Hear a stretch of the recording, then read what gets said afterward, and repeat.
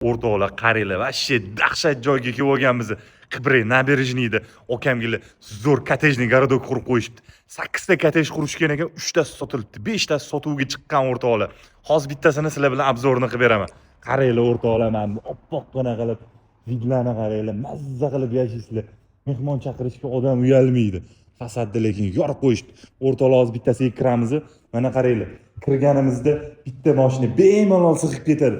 Mana bu yoqga yana o'tiradigan tapchani zonalar qilib qo'ysanglar bo'ladi o'rtoqlar. Mana hozir kottejimizni ichiga kiramiz.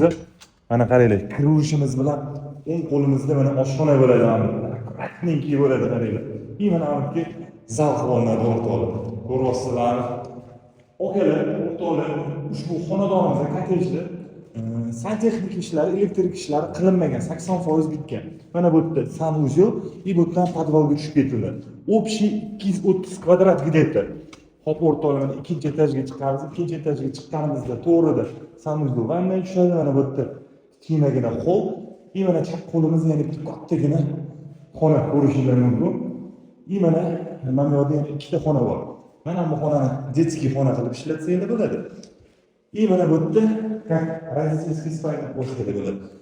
O'rtoqlar, o'shanda общий shu kottejimizda 4 ta xona, bitta oshxona, bitta podval bo'ladi. O'rtoqlar, именно shu kottejimizni $95,000 baholayapmiz. Yana ustida o't beradigan joylari bor. Kimga shu kottejlar ma'qul kelgan bo'lsa, pastda opsiyada ma'lumotlarni qoldiramiz. Aloqaga chiqaverasizlar o'rtoqlar.